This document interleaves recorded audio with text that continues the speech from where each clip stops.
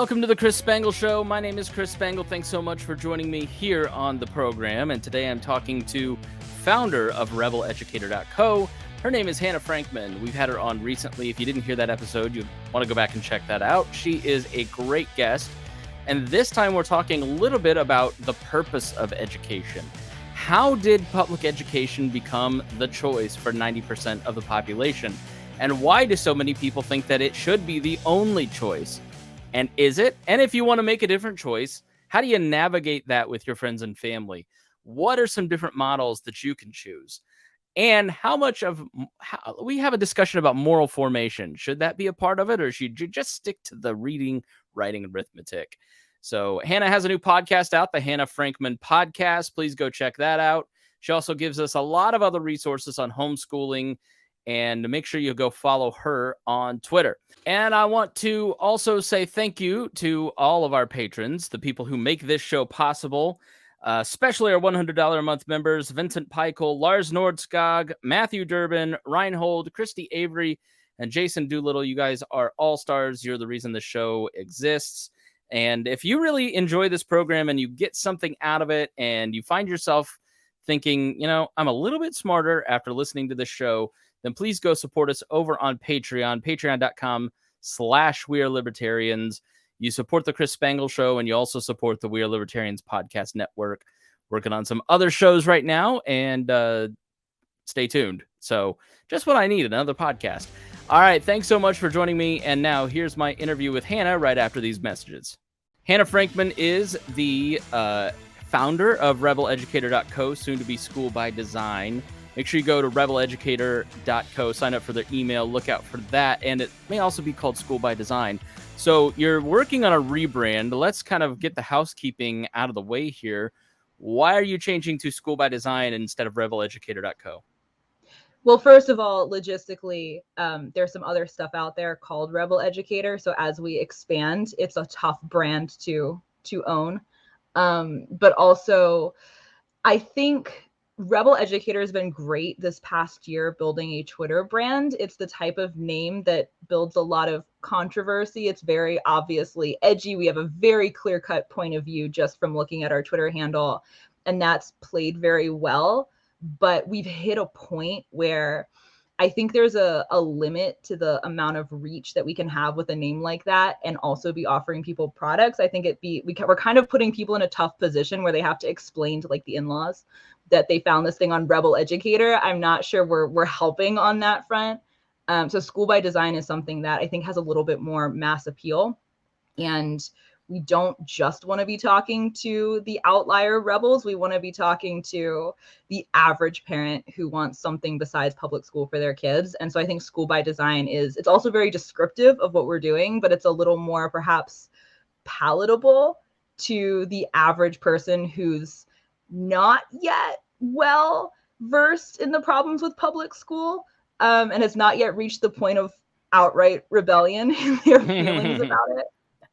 Well, there's a funny thing about, you'll feel this probably on a deep level, as do I. Like I'm like the naughty boy in the back of the Sunday school class. I'm still in Sunday school and believe all of it, but I still want to hit my neighbor with spitballs and be a little naughty. Like there's something about our tribe, I guess, if you want to call it, that is very conservative, but also very rebellious. There's I don't know if that's the American spirit that lives within us, but the typical like Glenn Beck watcher loves to fight the man, but also loves to be the man. And so I could imagine, being on the board of this homeschool organization called the Indiana Foundation for Homeschooling, where we put on the graduation, meeting a lot of those parents. They don't want their kids involved in rebellion, but they want to rebel, right? Like, so it's a very odd, funny quirk about so many people that are interested in homeschooling and in the libertarian stream in general. Yes, there definitely is you definitely run into a lot of that. The level of comfort with outright rebellion is definitely a spectrum. And it's been useful. Like when you're starting to build a brand, you kind of have to really strongly appeal to a subset of people who are willing to be just like completely on board with what you're saying. So having a very strong point of view and stance is helpful. And to be clear, like nothing about our stance or positioning or messaging or anything is changing. It's just the name to make it a little easier, I think, for as we get bigger. For like, we want to have products eventually, and we want to have services, and something that sounds a little bit more like a brand and a little less like a commentator, I think is going to be helpful for that. Yeah. But yeah, when there's definitely a subset of people who love the rebellion thing, which has actually been kind of fun to be playing with on Twitter the past year. Yeah, it's there's just limits to how many sticks in the eye you can put out, and edginess in general. That's sort of the Chris Spangle show, We Are Libertarians arc of, you know, S posting our way into a good following and then going, all right, maybe we ought to moderate a little bit to reach some more people. So I Yeah, totally feel that. Congratulations on 100,000 on Twitter. That it thank shows you. that you've been doing a good job. Like, so when you're talking about the content that you put out, what you provide, like, what are you talking about? What seems to be the zeitgeist of alternative education these days? That's a really good question. I've done a lot of experimentation on this with Twitter and have discovered that there are some avenues of conversation that tend to really hit with people. I think it's a mixture of, like, I think people are looking for a mixture of things that validate intuitions that they already have about the system and what's wrong with it. And then simultaneously, they're also looking for new information. So if you can kind of provide both of those things, I think you're serving two very significant desires that people have as there. Because I think having concerns about a mainstream system or service is kind of a tough position to be in, because a lot of people are unhappy with the education system, but they're not necessarily in close proximity to you. They're not necessarily your neighbors or your family or your friends. And so it can be kind of tough to be looking at something and saying, this really doesn't seem to be working. This really doesn't seem to be serving my child or kids at large, and to not have the other people around you see it. So facilitating conversations online where there's less of this geographical limitation, where you can talk to people anywhere in the country or anywhere in the world who feel the same way that you do, is really helpful. Yeah, I was talking to a parent the other day, and they said, well, we started out in public school, but one child was really behind and just wasn't being educated in a way that they connected with. And then another kid was way ahead of her class and wasn't really getting it because she was just sort of too bright for the class.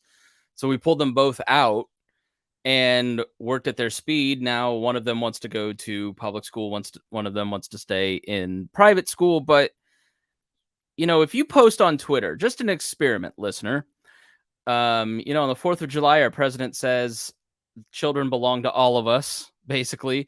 If you post, parents are the ultimate authority in your child's education, you will not believe the pushback you get for that. You from your friends, your high school friends, your college friends, your libertarian friends, even, you will not believe the pushback that when you say, I am the ultimate authority in my in my child's education, how many local school teachers start telling you how stupid parents are and how stupid you are to trust them. I mean, that, Hannah, is a real phenomenon. And that has to be, I've not homeschooled a child yet, but I would imagine you talk to a lot of folks who kind of go through that social shaming of opting out of the public education system. And what do you say to those parents?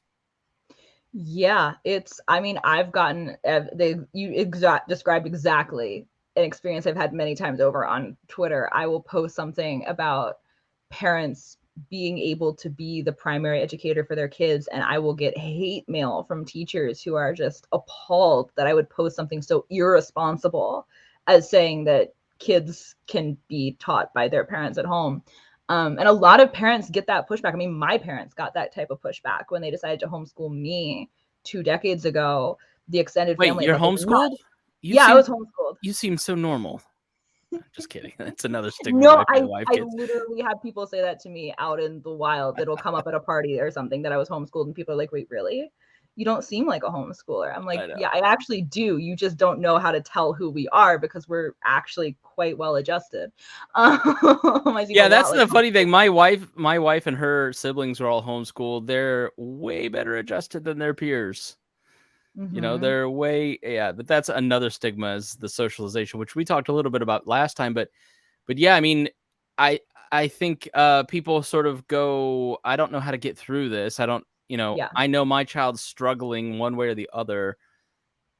What would you advice would you give to somebody that needs to pull that trigger, and how to deal with the social stuff, and then we'll Yeah. pick out how they can move forward. Yeah. So I think first and foremost, there's a lot more support out there for parents than is readily apparent when you're first looking at your direct community. Like if you go online and start looking for even homeschool resources in your county, if you live in a relatively populated area, there are probably Facebook groups of people who have gone through the exact same thing that you're going through and have decided to pull the trigger, pull their kids out, and have learned a lot of things along the way that they can advise you on how to avoid or how to find or what resources to use.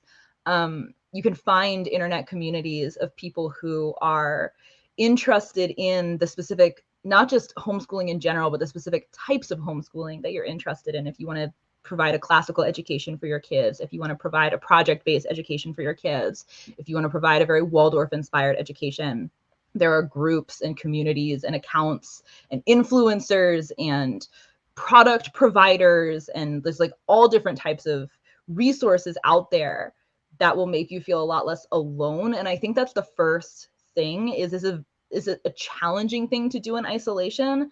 It's not nearly as hard to do if you have support. So that's the first thing that I would say. The other thing that I would say is people, you have very good reasons for wanting to pull your kids out of school, probably, and you have really good reasons to think that you can do a better job educating your kid than the system can. And just because the people around you don't see that at first glance doesn't mean that your reasons aren't valid. And you may be able to present a really great argument and have it fall on deaf ears. Sometimes the proof is in the pudding. Sometimes you have to do the work for a while and have your kids at home and have them thriving, and then have people say, okay, I guess you weren't crazy after all. That's kind of what happened with my extended family, I think. But also, people are very defensive about the education system. And I think some of it is because they were subjected to it and they may have subjected their kids to it. And so it's a tough thing to admit that you're wrong about that. And if somebody, and to even see that there might be a better option than that if you've already like fully invested in it. And so I think people have a hard time seeing parents doing something different with their kids and not taking it a little bit personally and getting a little offended because of that. It's like, well, I didn't homeschool you. I sent you to public school. Like, do you think I messed you up? Like, what are you implying by saying that school isn't good enough for your kid? And so I think we live in this very broad cultural trance where we all just think that public school is the way and it's what everybody does. And it's really hard to see something different than that, to step outside the matrix. And so just because you have doesn't mean that the people around you have the capacity to yet, or have like seen the right thing that snaps them out of it. And so just because people are pushing against you does not mean you're wrong, but you might have to find support outside of your immediate community because they might not be ready to hear it. Yeah, that's one thing that I've noticed about a lot of my friend circles or family circles. It's if you're not making the same choice, let's say I'm renting and they're buying, well, you're stupid for not having equity. Or, well, not everybody may be in the same point or at the same, right? Like there's the comfort of validation by having other people like you choose the same things that you've chosen. I think you raise a great point there. The other thing I would say is I'm not anti-public school. Like I loved my schooling. I loved Plainfield High School. I would go back to do my schooling. I was thinking about this as I was getting dressed this morning. I'm like, I'm so excited for like my kids to grow up and be kids and go to school or get schooled or whatever, because I genuinely love the experience. And I think what I'd love for people to take away from this conversation, and I think you would too, is that it's okay that there are other choices, right? It's like if public schooling is right for you and your family, go for it. It doesn't mean your kid can't get a great education. But I look at my siblings in laws, and they all have great educations as homeschooling kids, and through the 20 years of schooling have had different styles, from classical to, I don't know, Waldorf and all these other things that you talked about, Montessori, right? And it's very hyper focused on their particular needs. And there's tons of support that their mom had in helping plan that education, like the organization I'm a part of that does Map Your Future. There's an organization in Indiana that does a great job called the it's IHAE, Indiana Homeschooling Association of, I may get Indiana Association of Home Educators, excuse me, IHAE. And they have all kinds of 101 classes and conventions, and there's tons of different choices. And Hannah, I don't know, maybe you've researched the history, I haven't looked into it, but where did that notion of there's one right choice as opposed to a myriad of choices? I'm in the grocery store yesterday kind of marveling at the 15 choices of mustard that I have, and we revel in that as a capitalist nation. But then if you want to make a different choice with your kids' education, you're bad, you're wrong. Where did that sentiment come from? It started in the 1800s. It started in Massachusetts specifically, and then extended through the rest of the states. And it's a product of, we've written about this at rebelEducator. If people are actually curious, you can go to our website, or you can look up the industrial history of American education, which is the title of the piece we wrote about it, and that'll come up, where we go into detail with all of we have all the receipts of the different documents and stuff of the people who are building the education system. But basically, in the early, or the mid 1800s rather, America was full of immigrants from different parts of Europe, very distinct cultural groups that did not get along. And especially the reason that this started specifically in the Northeast is because there were a lot of immigrants from groups that really weren't homogenizing well. Like the Italians weren't getting along with the Irish, the Catholics weren't getting along, the freed slaves that were coming up from the South, or the escaped slaves, were, again, like, that's a hard group to homogenize into these like very Northern European cultures that are fresh off the boat. There was just a lot of social tensions. And simultaneously, we lived in a country that was expanding very quickly, but also industrializing, and the labor needs were very different. So prior to the mid 1800s, most of the world operated in these sort of corporate families, where the whole family was living in one house, often mixed generations. They were working on often the farm. They were all working together. The kids were educated often at home because there wasn't a centralized education system. You might go to your local one-room schoolhouse, or if you were in a bigger urban area, there might be different schools to choose from and bigger schools. But if you were out on the prairie somewhere, you were learning at home. Your mom was teaching you, and you were working at home until you got married and went off to start your own corporate family. Like, there was this very different sort of labor structure in America and productivity structure. And that started to fragment when we started to build factories and we started to build bigger corporations that needed a lot of workers. And so America was trying to industrialize really aggressively. And in order to do that, they needed labor, they needed workers. And so this was sort of a two-pronged problem that was attempting to be solved, which with the education system, which was, how do we get all of these disparate groups of people to get along and sort of homogenize into an American population instead of these very disparate identity groups coming from different parts of Europe? And then how do we cultivate a labor force that's going to work for a type of economy that we've never really seen before? This was a very new thing in the history of the world. So the granddaddy of American education, his name was Horace Mann, went to Prussia and studied their education model, because the Prussians were really good at invading and conquering people, and then they were very good at subjugating those people. So they started basically these military schools in places that they conquered, where they would take all the kids of the subjugated people and they would put them in the school, and they would basically teach them how to be good Prussians. And it was intended to be a talent funnel for the military. So we conquer these people, we put them through the education system, they become Prussians, and then they can fight in our military when we go conquer the next people. It was a very good little ecosystem they had going on. And Horace Mann was super impressed by this. He's like, wow, the Prussians can go conquer all these disparate people and make them all uniform Prussians. We need to do this in America. So he brought back this education model. He started experimenting with building schools around it.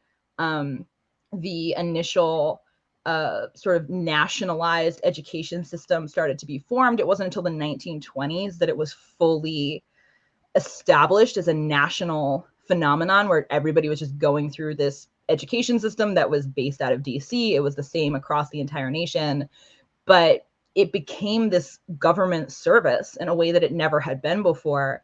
And it became centrally dictated coming out of DC. And it was just part of the forward moving wheels of progress. And it was a thing that, like, if the government's offering schooling for free and it's necessary for your kids to, you know, learn how to function in this new world that we're all living in, and also both parents are working somehow, like, it becomes very convenient to send your kids to school. So I think some of the adoption stemmed from convenience. But like, now we live in a world where there is no living memory of anything else. All previous generations went through this very nationalized, industrialized education system. So we just kind of assume this is how it's supposed to be. And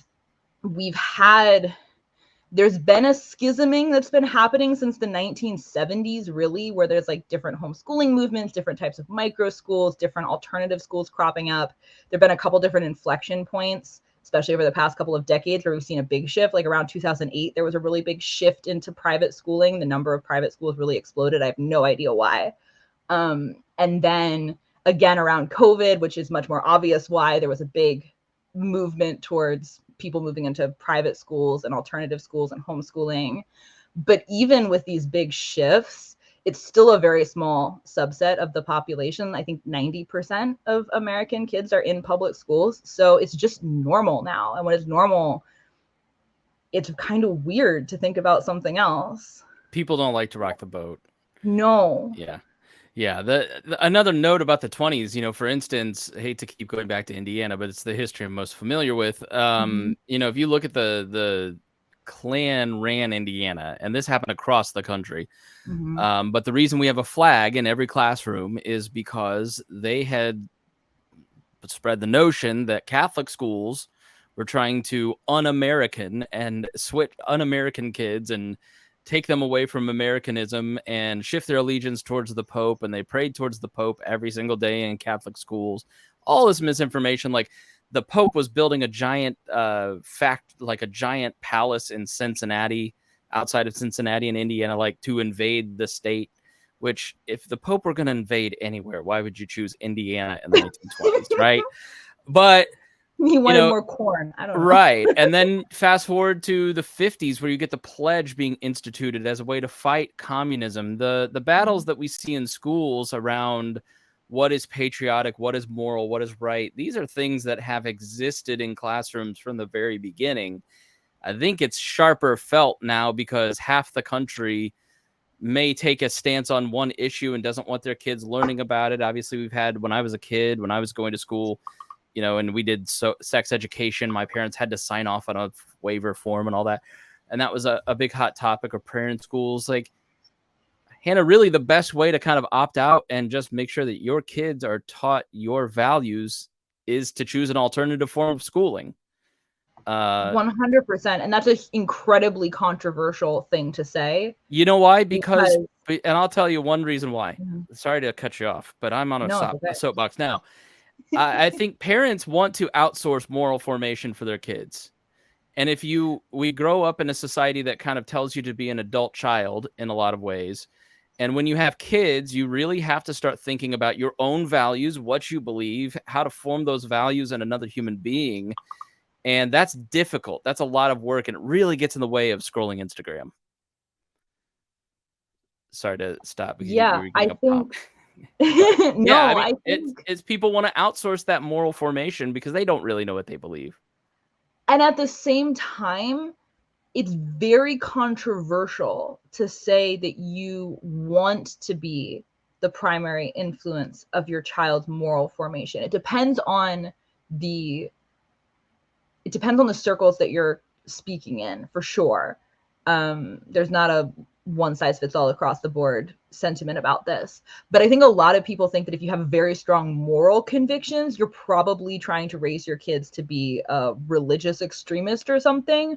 I don't think people think of instilling moral values as being a core part of your reason for educating your kids independently as being synonymous with not being a weirdo.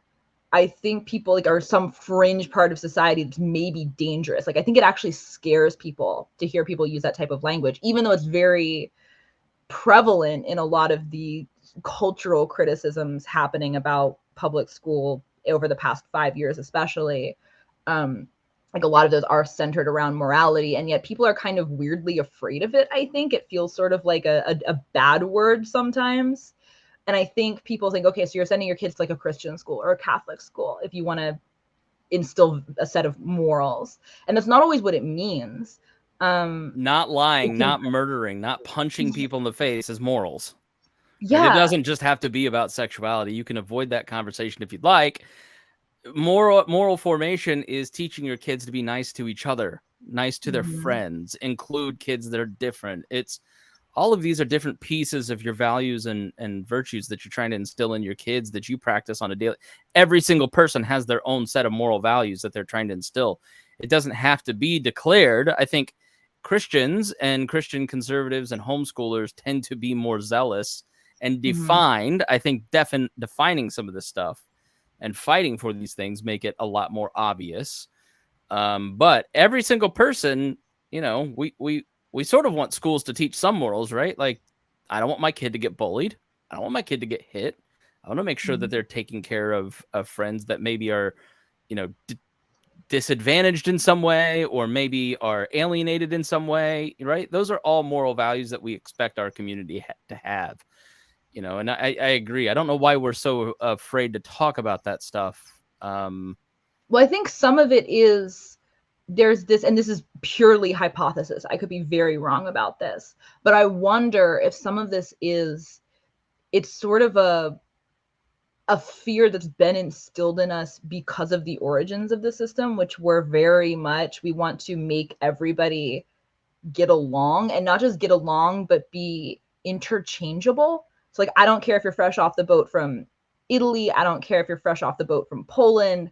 I don't care if your family's been here for 5 generations, but you're Quakers, and that's why you came to America in the first place. Like, you all need to be able to interchange into the same types of jobs and the same types of function within this broader economy. And therefore, if you're too distinctly different, it doesn't work.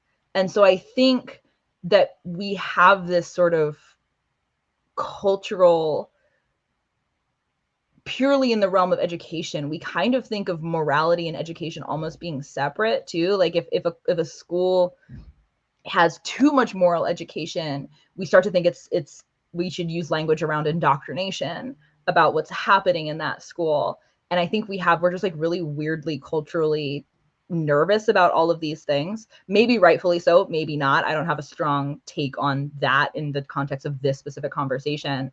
But I do think that people are almost afraid to say that they want to be too, like, they want to morally educate their kids because they're afraid that their neighbors are going to think that they're indoctrinating their kids into something weird. But at the same time, our education system does a terrible job at moral education. It's not really doing deep moral education most of the time. It's teaching kids how to function with each other inside the confines of an institution. And individual teachers sometimes do a great job of this, but it's not really about moral education. It's much more vapid than that. Yeah, well, I think you and I are taking it a step further than maybe a lot of people are listening. You know, well, moral formation shouldn't be the job of the school. They should just teach reading, writing, arithmetic, facts, history, right? Leave the moral formation to me. Why would you want moral formation to be a part of your kid's education to begin with, Hannah? Yeah, well, I'm not advocating that it should be. Some people in the education world have a very strong stance that it should. Some people have a very strong stance that it shouldn't. My stance is much more like generally with different education models, there are a lot of different approaches that I like, and I think different ones are a great fit for different kids. And I'm much more an advocate for there being a lot of options as opposed to just one. So I don't actually have a strong stance one way or the other. I think I probably will eventually have a strong stance on the moral education side of things, but like right now it just kind of feels like a sticky wicket. It's like a complicated thing that people get stuck on, and it's not necessarily. You did you watch the Duggar thing? No. Okay. So my Should wife, I? yeah, you should definitely watch the Duggar documentary. It was I wouldn't say healing for my wife and her family, but there was a lot of like opening up the box of their, and her parents were great about options. But, I've had conversations with several people where it's like, if you clamp down too hard, this is one of the problems I think with alternative education homeschooling is this is your view of morality, of history, of the Constitution, of, and if you think anything other than this, you're the problem, right? Where it almost turns into gaslighting. Yeah, so I agree. Like let's talk about some of those options because, when you say openness, I think what people think is what I'm talking about, which is the Duggars and, you're going to read David Barton's textbook on American history, and this is the only type of history, and man was riding dinosaurs, right? That's kind of their view. Families going to the Ark. Nothing wrong with that. Just saying that's like, I think people's stereotypical view. But like when you say openness and different models, give me an idea of some of those different models that a parent who's kind of, all right, I'm going to make you, Hannah, the educational fairy godmother of Michael, my new son, who is 2 weeks old. What are some different things that I ought to be thinking about? And once he hits 4 or 5, like which directions should we sort of be thinking about?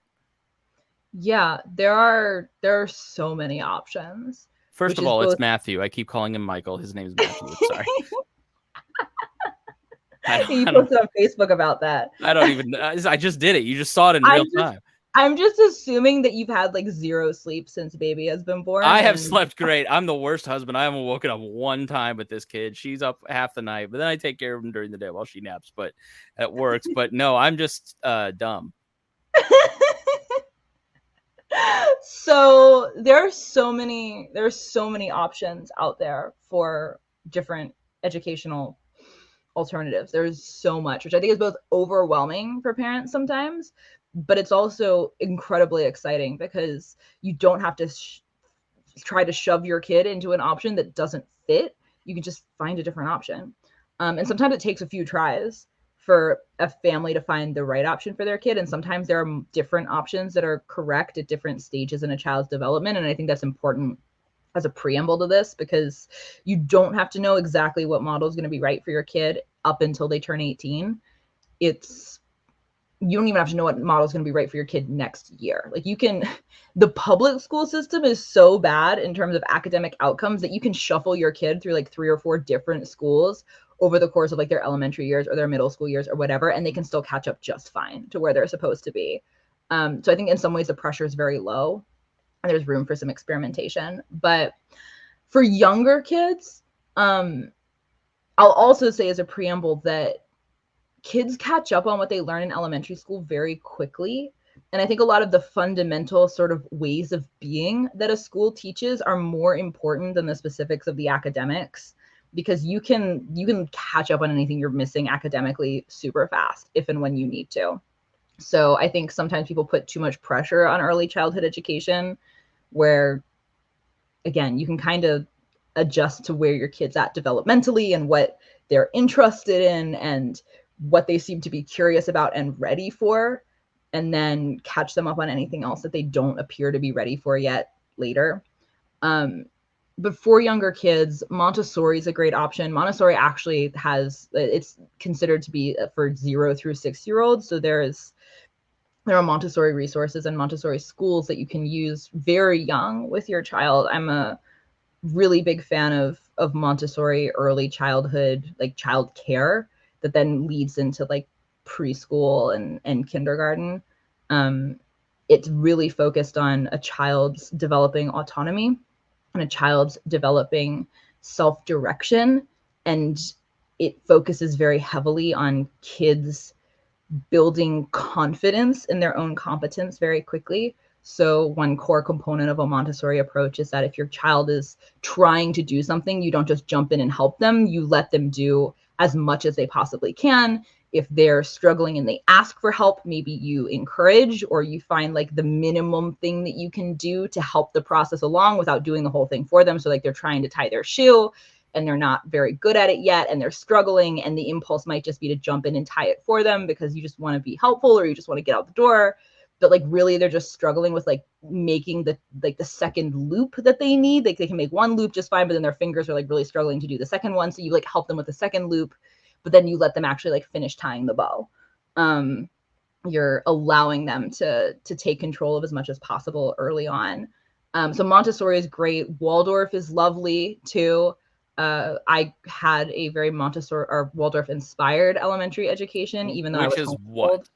So Waldorf schools are, I would put them in the same very general category as Waldorf in terms of just like types of education. Waldorf is very artistically inspired. There's a lot there, like the elements that I had in my elementary education, like we did a lot of art around the different subjects we were learning about. Waldorf has a whole philosophy around having a lot of natural materials for your kids, as they're like, you know, beeswax crayons instead of your normal Crayola crayons, and using nice paper and wooden blocks to play with instead of plastic. Lots of time spent in nature, lots of time spent doing things with your hands, like learning how to knit or learning how to bake. So there are a lot of influences of that in my elementary education. I think Waldorf is lovely for families that have a school locally and are interested in that. Forest schools are really cool. Those are more for homeschoolers usually, because usually it's a 1 day a week thing. But basically the model is you go to the woods somewhere, you go to a park, and you like learn about the natural world 1 day a week. It's super cool. And I think spending time outside is great for especially young kids. And that can be a really cool, if you're homeschooling and you're looking for supplements, that can be a great model. Micro schools are fantastic. There's a huge micro school movement happening around the country. Carrie McDonald at the Foundation for Economic Education is a fantastic resource on this for people who actually want to go down the rabbit hole. She has a podcast where she interviews people who run micro schools every week. And there's just tons of stories of people all over the country running these, often very small, like kind of think like a one-room schoolhouse for the 21st century. So usually it's one teacher with a pod of like, I don't know, 8 to 15 kids. Often it's mixed age. Sometimes it's running out of someone's home. Sometimes it's running out of a church. Sometimes the school actually has a building. Sometimes there are multiple teachers. Like there are lots of different ways that a micro school can work. There's a lot of sort of anarchy around what the model is. People can really be creative with it, but micro schools are a really awesome way for kids to get personalized attention in a school that's built around a very specific set of values or an educational approach, or serving a specific type of child instead of learning proclivities, that because they're not trying to serve everybody in a zip code, they can really cater to a specific niche, and then people who really fit that niche can come to the school. So micro schools are awesome. Tons of online options too, which is a little tougher with young kids. This is more of a, you know, elementary, middle, high school type thing, but there are a lot of really cool programs online that are growing very quickly, and they're built in all different sorts of ways. So there's a school called Synthesis that teaches kids through like games, basically, and problem solving games and logic games. There's a school called Cubrio that builds itself as a world school, and they have kids all over the world taking classes. You can be in Indiana taking a class with a kid in Indonesia or something. It's super cool from like a just exposure standpoint. There's tons of different stuff like that too. So there's so much that's out there that is not just homeschooling, and we can talk about homeschooling stuff too if you want. Yeah, what I heard was you work with other people to educate your child, not you have to sit down and read 17 books on the history of America and write your own textbook. Yeah, if you want to homeschool your kid, I've gotten a lot of flack for saying this on Twitter, but I stand by it. It's 100% true. If you can listen to your child and hear where they're at, and you can facilitate their natural curiosity, and you can formulate a Google search, you can homeschool your kid. Like, that's all you need to do.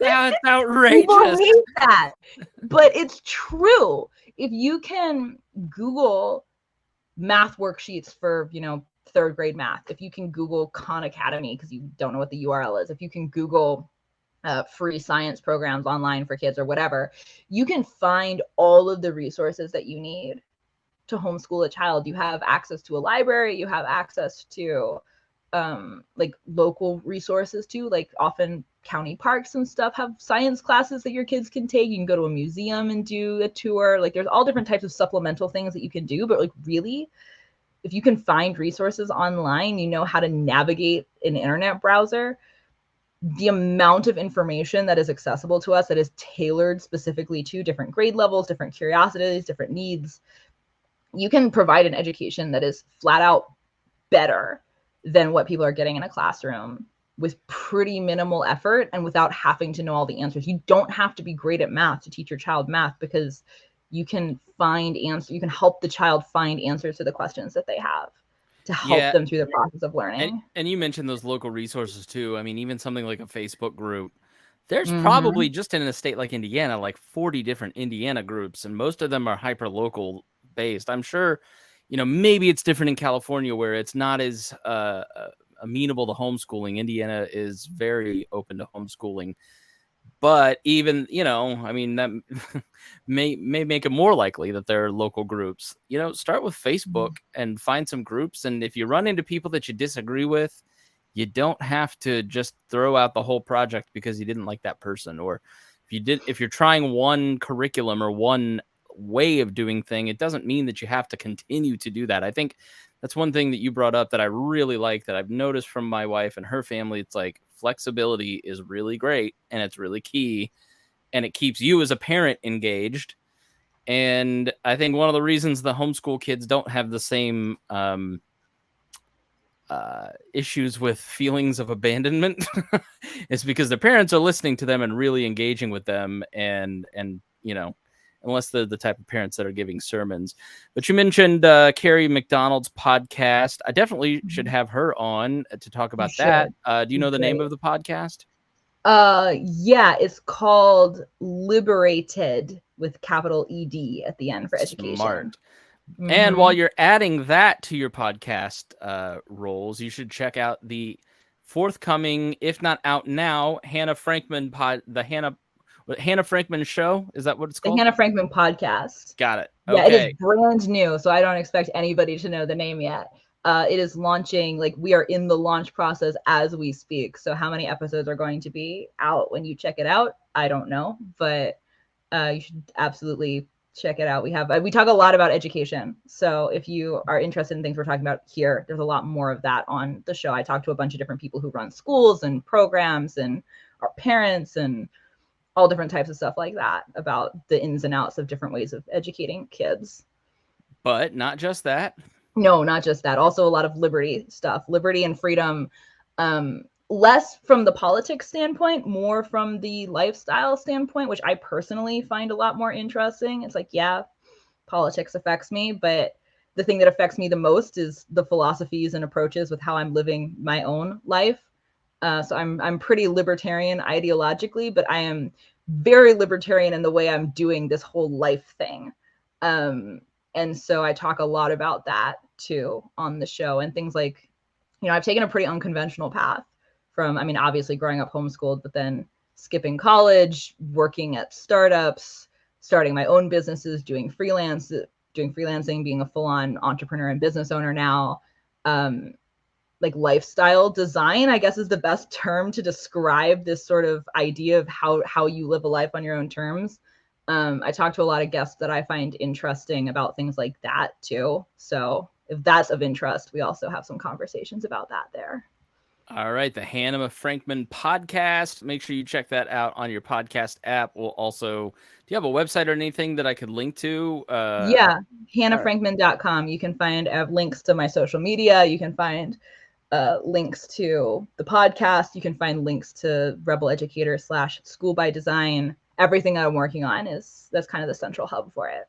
All right, cool. Well, I'll make sure that is in the show notes. Hannah, thanks so much for joining me. I look forward to talking to you. Maybe we can talk again and here in a couple months and keep talking more about Matthew's education now that I have put you in charge of it. I would love that. Let's do it. All right. Thanks so much for joining me. Make sure you check out hannahfrankman.com. That's with an H, Hannah with an H, and frankman.com. Thanks so much for joining me here on the Chris Spangle Show. We will see you again soon.